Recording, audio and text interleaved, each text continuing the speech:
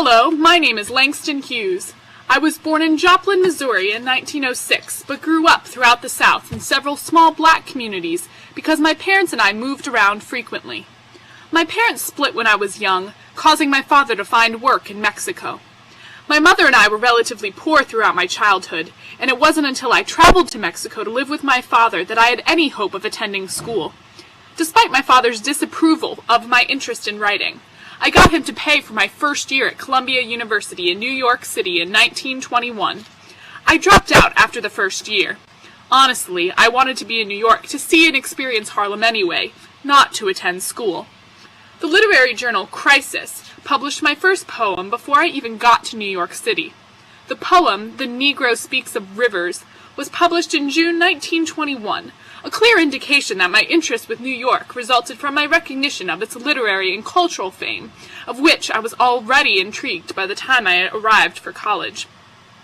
I spent much of my time in New York writing poetry and soaking up the popular music of the time, jazz and blues. Eventually these musical forms played directly in the structure of my poems, such as The Weary Blues.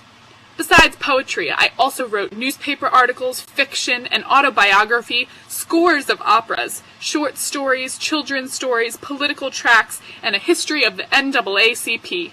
I even compiled some of the first anthologies of African American literature.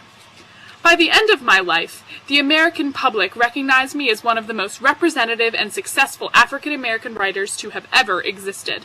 Because of the use of black vernacular and African American cultural imagery in my work, many people called me Poet Laureate of the Negro Race, a title which I altogether don't disagree with.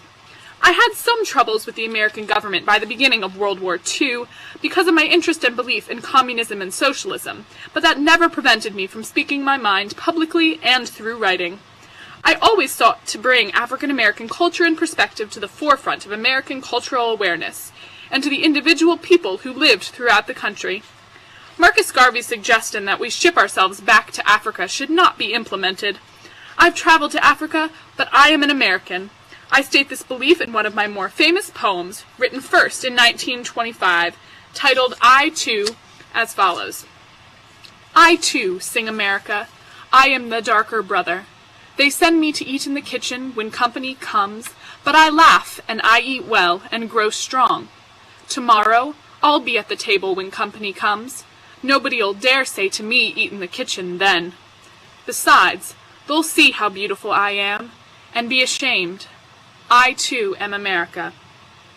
I look forward to the tomorrow in which I can eat at that table, and all of my fellow black Americans can join me.